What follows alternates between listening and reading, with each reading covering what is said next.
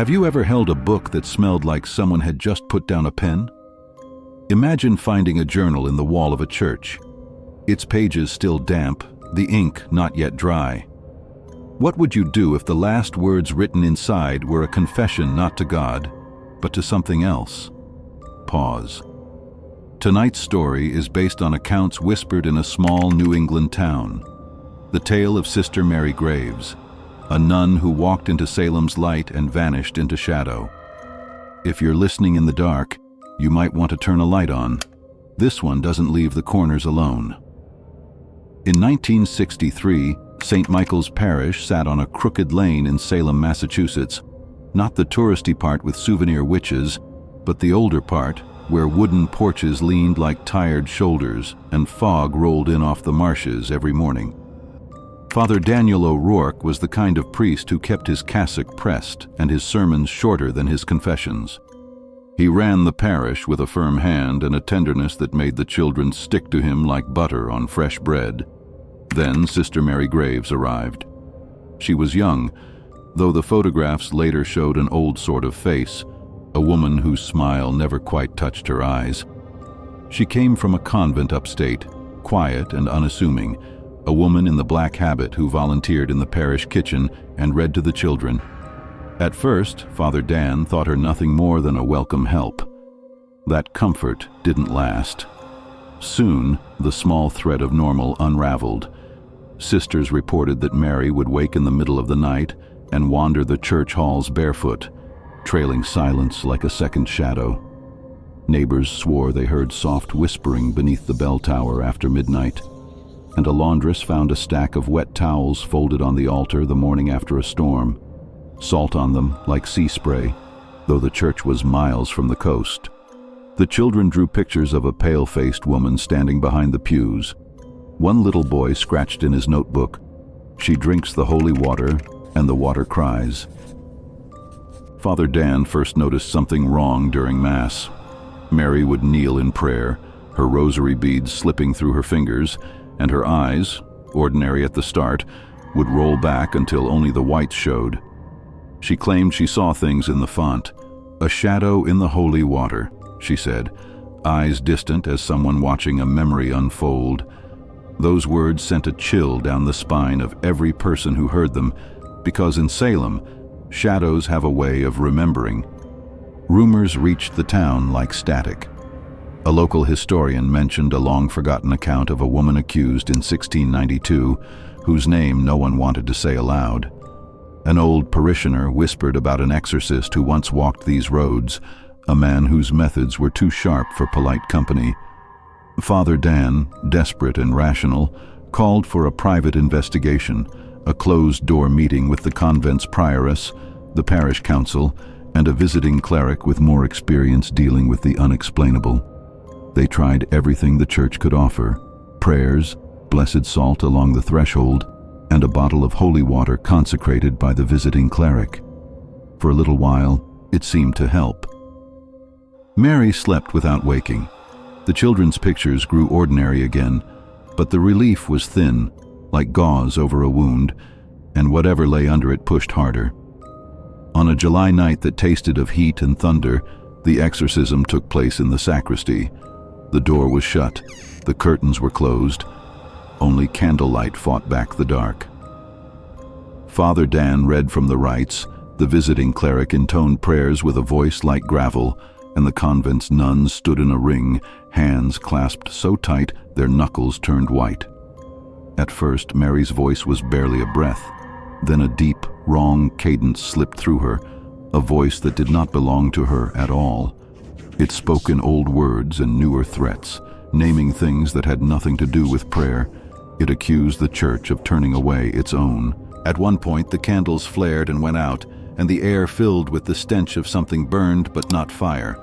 The sounds in the room were not human, a rattling as if chains were dragged across stone, and beneath that, a whispering chorus that named each person in the room by a secret they had not spoken aloud in years. Father Dan later said he felt a weight on his chest like an animal settling to sleep, and then, suddenly, a pressure lifting, as if someone had rearranged the world by the width of a fingernail. But the relief was not salvation. In the scuffle that followed, and accounts differ on who pushed whom, Mary vanished from the sacristy. One moment she was there. The next, the habit lay on the floor in a slow, unnatural way, as if the body had walked out of it. The windows were latched, the only exit a heavy door bolted from the inside. No one saw her leave, no footprints led away. The only thing remaining was a smear of ink on the altar cloth, and the sound of a distant bell that none of the clocks had rung. The official record lists the event tersely. Sister Mary Graves, absence during ritual, investigation inconclusive. For the town, the case faded into hushed gossip and sermons that watched the pews a little more closely. 17 parishioners moved away in the year that followed. A few stopped attending Mass at all. The convent closed within 5 years, its sisters dispersed, and St. Michael's carried on, the same hymnals on the racks, the same dust on the windowsills.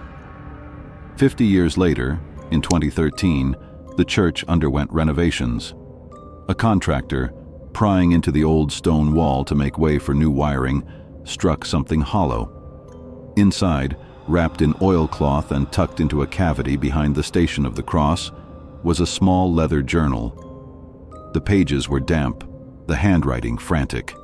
The ink felt impossibly fresh. The journal was short, but every page trembled with confession. Mary wrote of dreams that were not hers, a woman in the corner of a mirror, a child asking to be baptized in mud, a voice that tasted of iron. She described the shadow in the holy water, how it swam like an oil slick, how it made the reflection of the priest look like a stranger. Then the entries grew jagged, all caps and frantic crosses. The last entry started normal, "I have sinned," then dissolved into sentences that looped and repeated. The final line, written in a hand that trembled and then surged into large spidery letters, read, "It will not leave if you forgive me. It only leaves if you name it. MG." People asked what it meant. Some said it was merely a frightened woman, overwhelmed by grief or trauma, and that the journal was an artifact of a mind fraying under pressure. Others, those who had lived through the nights of whispering and sleepless altars, believed the journal had saved the town from something worse, that by sealing it in the wall, someone had tried to box the thing back into the masonry where it slept. There's a lesson threaded through both views. Sometimes faith can mend, and sometimes secrets only feed the dark. Forgiveness, they say, is not always a balm. Sometimes it is a doorway. And naming, the act of calling a thing what it is, can be the only way to keep it honest. Since the journal's discovery, visitors to St. Michael's have reported oddities. A choir director once left after a rehearsal, certain she heard a woman humming in a scale that no hymn book teaches. A pair of teenagers dared each other to push open the sacristy door at midnight and swore they felt cold hands press against their backs. The parish has installed motion lights, CCTV, and an alarm system, modern comforts against ancient worries. Yet even with cameras pointed at the altar, there are nights when the footage goes gray for several seconds, the way a film used to skip when the reel was bad. If you liked tonight's story and want more American hauntings retold as if they were true, with the shadows left intact and the questions left open, make sure you hit subscribe and ring the bell. Leave a comment below. Do you think Sister Mary Graves walked away, or was she taken? Would you open a journal that smells of fresh ink and old prayer? Pause. Next week, we'll be digging into another New England tale, one that asks what happens when a town keeps a promise to the dead. For now, keep a light on, keep your doors locked, and remember, some prayers are meant to be whispered, and some confessions should stay on the page.